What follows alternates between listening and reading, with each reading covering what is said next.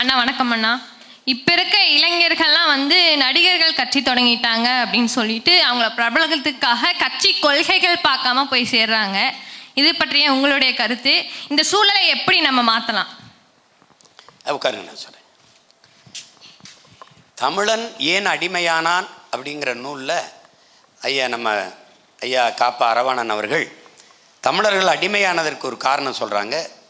தன்னிடத்தில் இருப்பதை விட பிறரிடத்தில் இருப்பது உயர்ந்தது என்கிற இழிவான சிந்தனை. இப்போ நம்ம மொழியை விட ஆங்கிலம் அறிவுன்னு நினச்சிட்டு இருக்கிற மாதிரி ஒரு உதாரணம் சொல்கிறேன். ரெண்டாவது, தன்னின பகை. நான் உயர்ந்த சாதி, அவன் தாழ்ந்த சாதி என்று ஒருவரை ஒருவர் தாழ்த்தி வீழ்த்தி கொள்ளுகிற தன்னின பகை. மூணாவது, போர்க்குணம் இன்மை. முதலில் பண்பட்ட இனம் போர்க்குணமற்று போகும். அந்தனால இவன் போர்க்குணமற்று போயிட்டான். எதாக இருந்தாலும் சகித்துக்கிறான். விடுப்பா எதுக்குப்பா பிரச்சனை, விடுப்பா எதுக்குப்பா பிரச்சனைன்னு எல்லாற்றையும் சகித்து அடிமை ஆயிட்டான். அடுத்தது அவர் சொல்கிறது அளவு கடந்த திரைக்கவர்ச்சி. இந்தியாவில் இத்தனை மாநிலம் இருக்குது, எல்லா மாநிலங்களிலும் திரைப்படம் இருக்குது, சினிமா இருக்குது. ஆனால் இந்த நிலத்தில் மட்டும்தான் திரைப்படத்தில் நடித்தால் மட்டுமே நாடாள போதும், அதற்கான தகுதி வந்து விடுதுன்னு எண்ணுகிற எண்ணம் இருக்குது.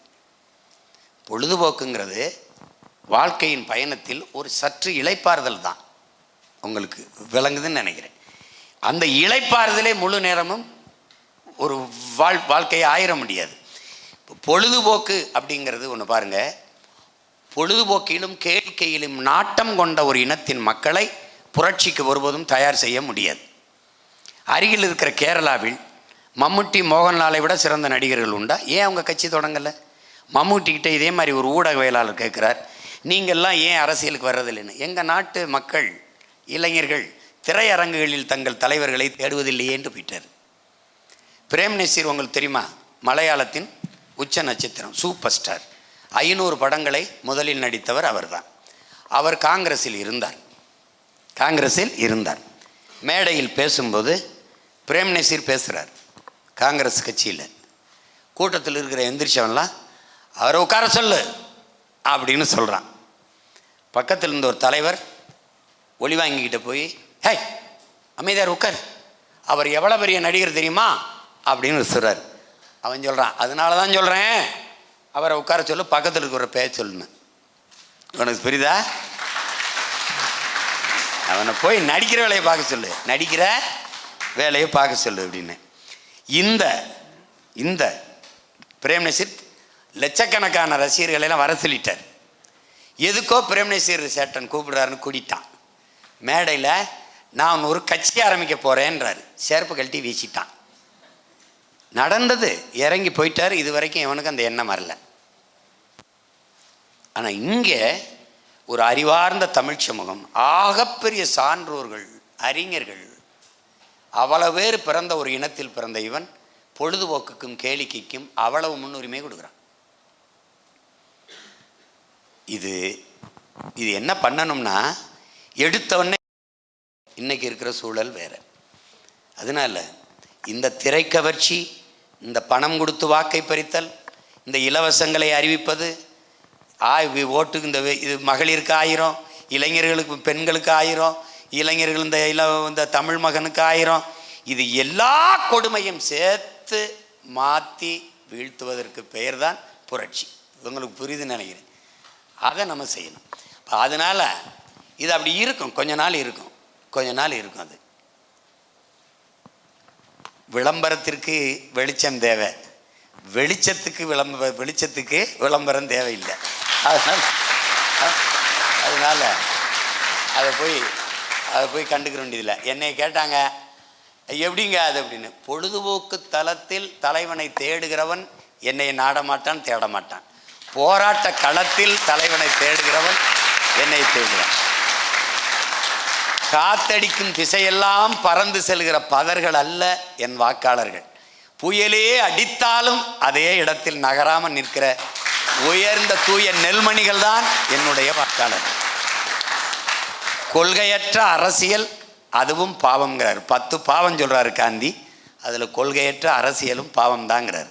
அதனால் அதையும் ஒரு கை பார்ப்போம். எவ்வளவோ பார்த்துட்டோம், அதையும் பார்த்துருவோம். சிவனா, நானும் உங்களை நேசிக்கிறேன். I love you. மீட்டும் திருநெல்வேலியில் இருந்தாரோன்னா நம்ம ஒரு பெரிய கேள்வி. மாத்தூர் தொட்டிப்பாலத்துக்கு போவேன், அப்போ காமராஜரையா பெருமையாக பேசிகிட்டே இருப்போம் நாங்கள் பசங்களாம். தஞ்சாவூர் கோயிலுக்கு போகும்போது அங்கே நம்ம சோழனோட கட்டிடங்களை எவ்வளோ பெருமையாக பேசுவோம். அதேமாதிரி இந்த திராவிட அரசியல் சாதனை பேசும்போது இந்த டாஸ்மாகில் அதெல்லாம் குடிக்கிறத பற்றி நம்ம பேசுவோம். அதுவே நான் ஏதோ மலை பாதுகாப்பு, மொழி பாதுகாப்பு, தமிழ்நாட்டை தமிழ் ஆளன்னு எங்கேயா இதாக பேசிட்டோம்னா, நீ சீமான் கட்சா, நாம் தமிழர் கட்சான்னு என்ன கேட்பாங்க. அந்தளவுக்கு ஒரு வரலாற்றை நீங்கள் மாற்றிட்டீங்க. வாழும்போதே எல்லோரும் உங்களை பற்றி பேச அளவுக்கு எங்களை மாற்றி வச்சுருக்கீங்க. கேள்வி என்னென்னா, ஒரு 5 தலைமுறை தாண்டி இப்போ நாங்கள் உங்களை சமகாலத்தில் வாழ்கிறோம். ஒரு 5 தலைமுறை தாண்டி சீமான் இப்படி செஞ்சிட்டாரு, சீமான் இப்படிலாம் செஞ்சிட்டாரு அப்படின்ட்டு உங்களை பற்றி ஒரு தலைமுறை பேசுது. நீங்கள் அதை எந்த மாதிரி சாதனையாக அவங்கள்ட்ட கொண்டு போய் சேர்ப்பீங்க? உங்கள் சாதனையில் முதன்மையான சாதனை எதுவாக இருக்கும்? அந்த மக்கள், அந்த எங்களை மாரி ஒரு தலைமுறை உங்களை பற்றின முதன்மையான சாதனையை எதுவாக பேசணும் அப்படின்னு நீங்கள் ஆசைப்படுத்தீங்க. சீமானனை இதை செஞ்சிட்டாருடா அப்படின்னு அந்த தலைமுறை எங்களை மாதிரி இப்போ பேசணும்னா உங்கள் சாதனை எதுவாக இருக்கணும் முதன்மையான சாதனையா? நன்றிண்ணா. ஐ லவ் யூண்ணா. அதாவது ஒரு கனவு, ஒரு புனிதமான கனவு. அது என்னுடையது இல்லை, என் தலைவனோடதும் இல்லை. பல ஆயிரம் ஆண்டுகளாக எங்கள் முன்னவர்கள் தூக்கி சுமந்து வந்த கனவு. அரசியல் பிழைத்தோருக்கு அறம் கூற்றாகும் என்று சொன்னது தமிழ்தான். தமிழ் மட்டும்தான் அரசியலே அறத்தின் வழி நிற்கணும்னு சொன்னது. இப்போ அந்த அடிப்படையில் எங்களுக்கு ஒரு கனவு இருக்குது. பசி, பஞ்சம், ஊழல், லஞ்சம், கொலை, கொள்ளை, சாதிய இழிவு, தீண்டாமை, அடக்குமுறை, ஒடுக்குமுறை, மதுமத போதை, பெண்ணி அடிமைத்தனம், இது ஏதுமற்ற தூய தேசம். அனைவருக்கும் கல்வி, கல்விக்கேற்ற வேலை, வேலைக்கேற்ற சம்பளம், அதை கொண்டு வாழ்கிற பெருமைமிக்க வாழ்வு. காட்டு வளம், கனிம வளம், நீர்வளம், நிலவளம், மலைவளம், கடல் வளம், மண்வளம் எல்லாவற்றையும் காப்பது. உங்களுக்கு புரியுது நினைக்கிறேன். இது எல்லாவற்றையும் ஒழித்து புதிய ஒரு தேசம் செய்வோம். மக்கள் புரட்சியால் அதை உறுதி செய்வோம். ஒரு காலம் வரும்போது நீ கேரளாவுக்குள்ள போ, காலி இடம் என்ற ஒன்று இருக்காது. எம்டி லேண்டு அப்படின்னு இருக்குல்ல, அது இருக்காது. நாம் வரும்போது நீ சாலையில் பயணிச்சின்னா இதுவரை பார்த்த நாடு இருக்காது. பூமியின் சொர்க்கமாக மாறும். எப்படி மாறும்னா, இப்படி நீ திரும்பி பார்த்தீங்கன்னா ஒன்று காடு, இல்லைன்னா ஆடு மாடுகளின் மேய்ச்சல் நிலம், இல்லைன்னா வேளாண் செய்கிற விளை நிலம், இல்லைன்னா ஏரி, குளங்கள், நீர்த்தேக்கங்கள். மேலே இருந்து நீ பார்த்தீன்னா தேகத்தில் தேமல் இருக்கிற மாதிரி என் பூமி தாயின் தேகத்தில் நீர் தேமல்கள் அங்கே அங்கே அங்கே அங்கே திட்டு திட்டாயிருக்கு. நீ எதையும் சொல்ல முடியாது. தூய காற்று சுவாசிக்க, தூய நஞ்சில்லா உணவு, அதுவே எம் கனவு. தூய காற்று, குடிக்க நல்ல நீர், படிக்க நல்ல கல்வி, பார்க்க வேலை, எரிக்க தடையற்ற மின்சாரம், நடக்க நல்ல பாதை, இது எல்லாம் நம்முடைய கனவு. இப்படி ஒரு தேசத்தை நீ திரும்பி பார்க்கும்போது சிங்கப்பூரை படைச்ச லீ குவான் யூ ஞாபகத்துக்கு வரானோ இல்லையோ, தமிழ்நாட்டு பிள்ளைகளுக்கு சீமான் ஞாபகம் வருது. புரியுதா? என் மகனுக்கு வருதோ இல்லையோ, என் மகளோட மகள்களுக்கு வரும். எங்க தாத்தா அப்படி பண்ணிருக்காண்டா, அப்படி பண்ணிருக்கான் பாரு அப்படி. புரியுதா? காமராஜர் பேரே இல்லாம ஒழிப்போம். தாத்தாவை மிஞ்சிட்டாயா பேரன், என்னையா அவருக்கு தாத்தா காமராஜர் என்ன எங்காலும் எப்படி பண்ணிருக்கான்னு தெரியுங்களா, அப்படி சொல்ற மாதிரி பண்ணிடுவோம். போட்டி போடுவோம். ஏன்னா நீங்க தான் நல்லாட்சி கொடுப்பீல, சரி வாங்க போடுவோம். அப்படி போடுவோம். நம்மளால முடியாதா என்ன? பெரியப்பா வணக்கம். சொல்றாங்க. அரசியல் இருக்கக்கூடிய ஆரியர்களையும் திராவிடர்களையும் நீங்க களை எடுக்கிறீங்க. அதே போல தொல்லியலையும் வரலாற்றுலையும் இருக்கக்கூடிய ஆரியர்களையும் திராவிடர்களையும் நான் களை எடுக்கணும்னு நினைக்கிறேன். தொடர்ந்து இந்த பாதையில பயணிச்சு தமிழர் வரலாற்றை மீட்டெடுப்பேன்னு நம்ம பெரிய பெரியப்பா பிரபாகரன், தேசிய தலைவர் பிரபாகரன் மீது உறுதியேற்கிறேன். இப்போ என்னோட கேள்வி என்னன்னு பார்த்தீங்கன்னா, எப்படியெல்லாம் தமிழர் வரலாற்றை ஆரியமும் திராவிடமும் சேர்ந்து மறைச்சிருக்கு? அதுதான் இது உட்கார மாலை. எப்படின்னா, என் மகளுக்கு ஒன்று சொல்லுவேன், அந்த ஆரிய திராவிடத்தை களை எடுக்கிறத விட அந்த களை எடுக்கிற இடையிலிருந்து நம்ம பயிரை தனியாக எடுக்கிறதா இப்போ முதன்மையான வேலையாக இருக்கு. என்னன்னா, திட்டமிட்டு தமிழரின் அடையாளங்களை, தமிழர் வரலாற்றை இவர்கள் மறைத்தார்கள். நல்லா கவனிச்சுக்கணும். இதுக்கு உதாரணமாக தெற்காசிய முழுமைக்கும் பரவி வாழ்ந்தவர்கள் தமிழர்கள் தான். மற்ற எல்லா இனங்களும் வந்து குடியேறியவர்கள். இது ஹார்வர்ட் பல்கலைக்கழக பேராசிரியர்கள் டோனி ஜோசப்பும் ரிச்சர்டு மார்ட்டினும் ஆங்கிலத்தில் கட்டுரை இருக்குது, நீங்கள் பார்க்கலாம்.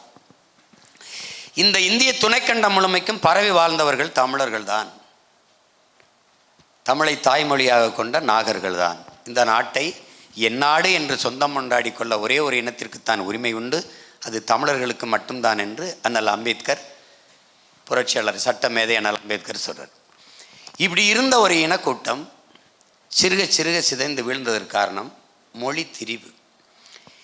வெள்ளையாக இருக்கிறவன் மொழி ஒரு பெருமைக்குரியது, சிறந்தது என்று கருதி நம் தாய்மொழியோடு பிறமொழி கலந்து கலந்து பேசியதால் பிளந்து பிரிந்து சிதைஞ்சிட்டோம்.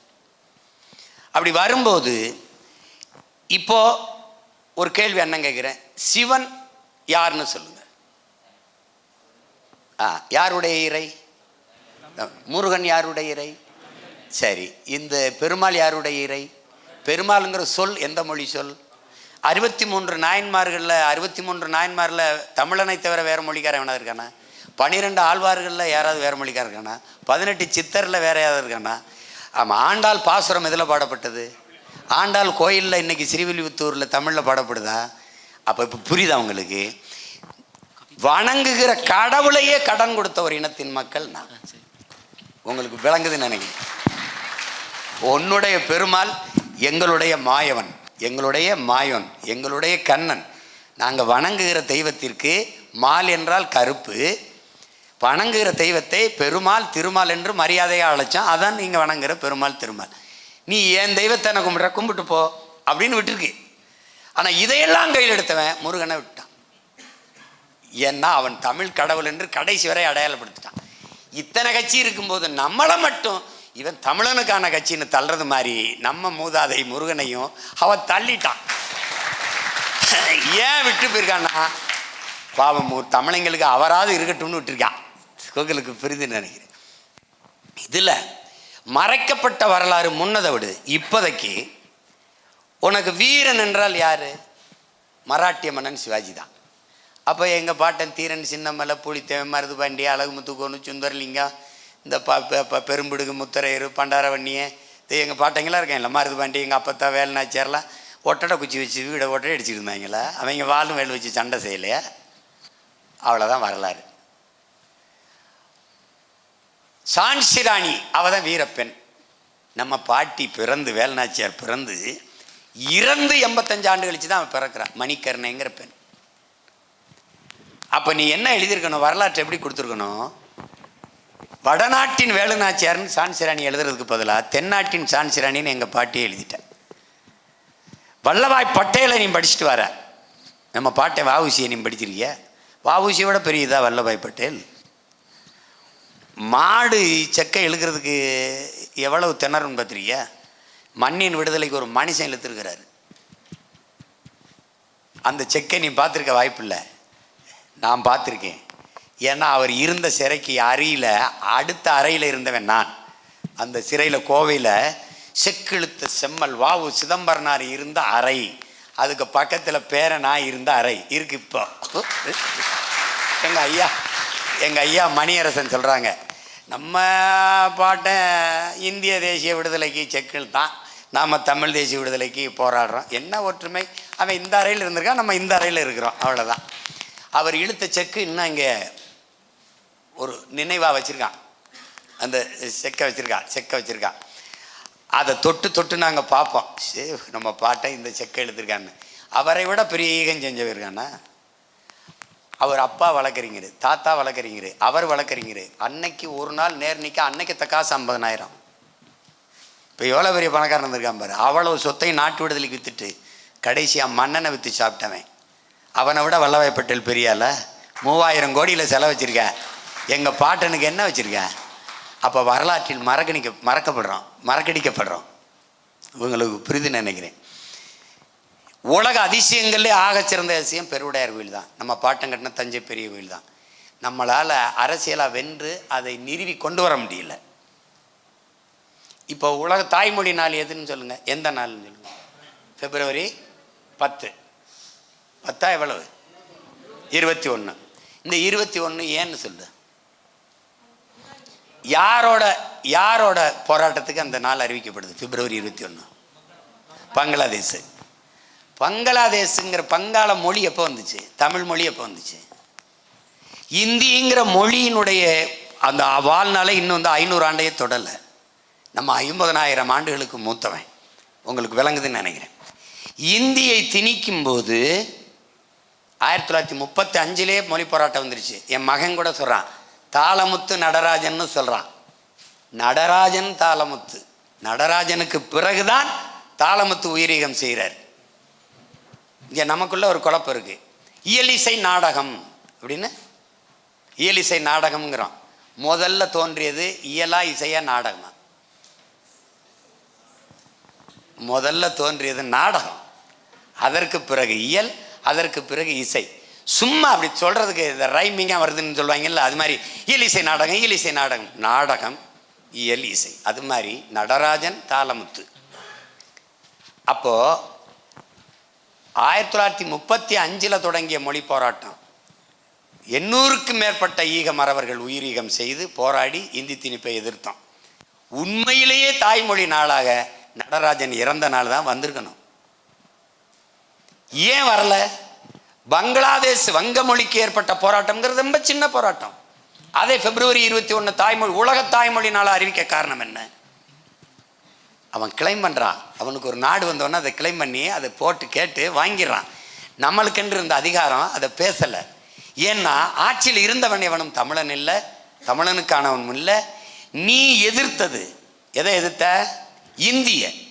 இந்தியாங்கிற நாடு பெரிய நாடு தெற்காசிய கண்டத்தில் பிராந்தியத்தில்.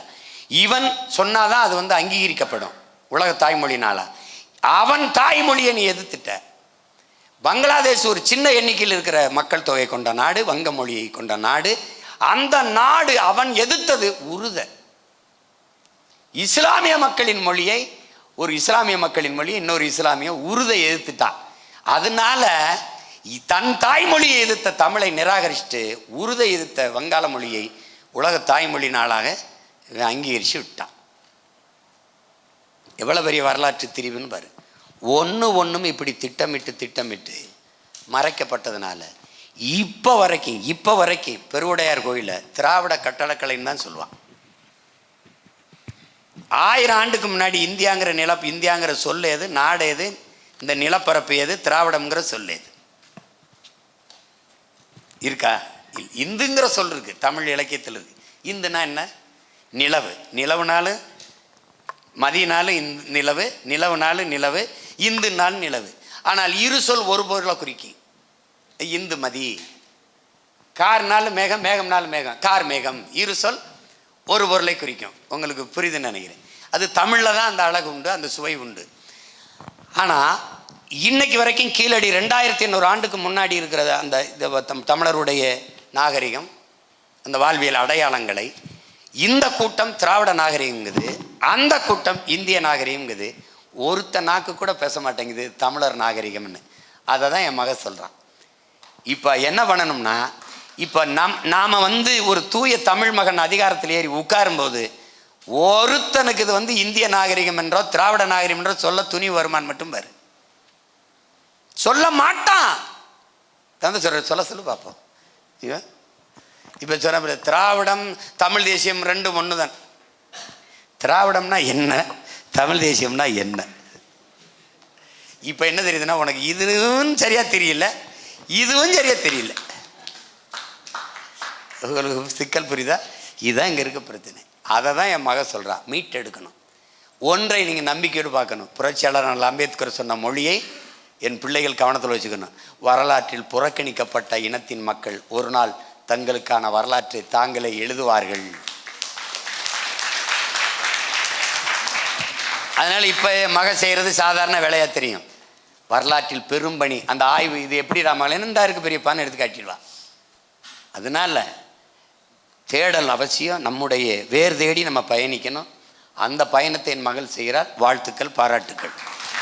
வேற